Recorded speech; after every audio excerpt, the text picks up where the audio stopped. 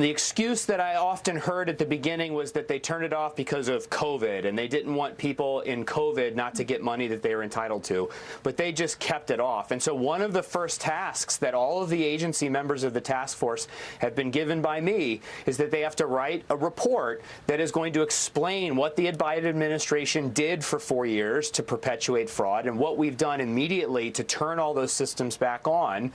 That's the White House Fraud Task Force Vice Chair, FTC Chair Andrew Ferguson, that the Biden White House actually purposely shut down fraud protections that would have stopped billions of dollars worth of COVID spending stolen by thieves, blown on boats, houses, luxury cars, and travel. The Trump White House is switching it back on. Joining us now, House Oversight, Congressman Pat Fallon. It's great to see you again. Why would they shut off the systems to stop thieves stealing taxpayer money? Well, Liz, I think it's twofold. One, politically, they didn't want to take the hit that hundreds of millions of dollars were stolen under their watch. And secondly, a lot of the people doing the stealing are donors in the Democratic Party. So it's very incestuous. And you see this vicious cycle of taxpayer money being stolen and then being donated to either Democratic causes or candidates. And it's absolutely obscene. I'm glad the president's finally cracking down. But you've seen that. So from where you sit, you've seen that happening.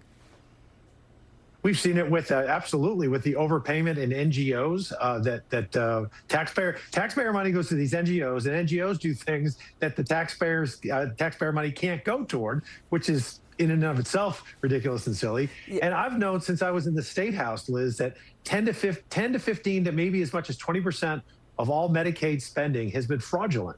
And that's in the hundreds of billions of dollars. I mean, the Treasury warns transnational criminal groups are deploying illegal aliens to act as strawman fake owners of medical companies to steal Medicare and Medicaid funds by using stolen identities and fake information. I mean, we see banks, they filed 20% more suspicious activity reports since Trump started this issue to elevate it.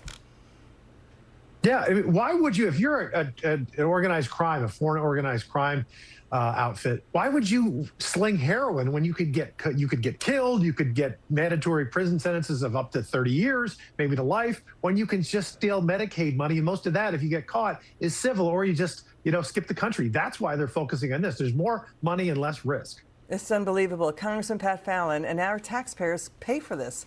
It's great to have you back on, sir. It's good to see you. Now, Please listen to this. Watch. Thanks.